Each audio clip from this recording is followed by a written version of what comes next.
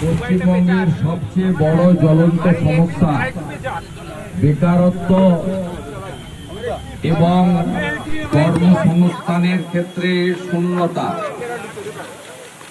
সেটার প্রাসঙ্গিকতা এবং মেধাযুক্ত যুবক সমাজের তাদের যে যন্ত্রণা তাকে মাথায় রেখে একটা বড় ক্যাম্পেইন শুরু করেছে।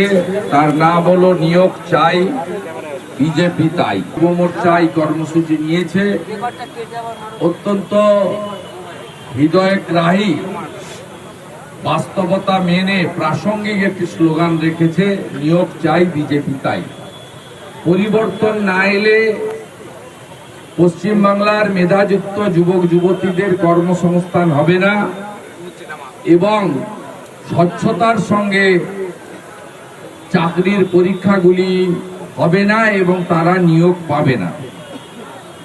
আপনারা যদি গত কয়েক বছরের ইতিহাস পর্যালোচনা করেন বর্তমান সরকারের, তাহলে দেখবেন 2011 সালে 51টি নথিভুক্ত কর্মবিনিয়োগ কেন্দ্রে 99 লক্ষ প্লাস 1 কোটির কাছাকাছি নথিভুক্ত বেকার ছিলেন।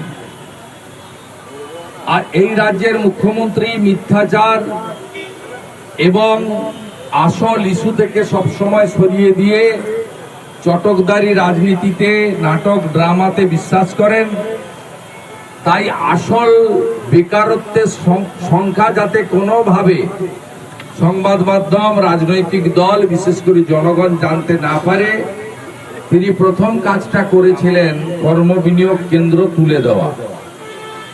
আজকে রাজ্যে কোনো কর্মবিনিয়োগ কেন্দ্র ফাংশনিং নেই।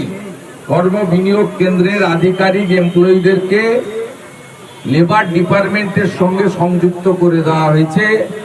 এই কাজটা অত্যন্ত ক্লেভারলি মুখ্যমন্ত্রী করেছেন।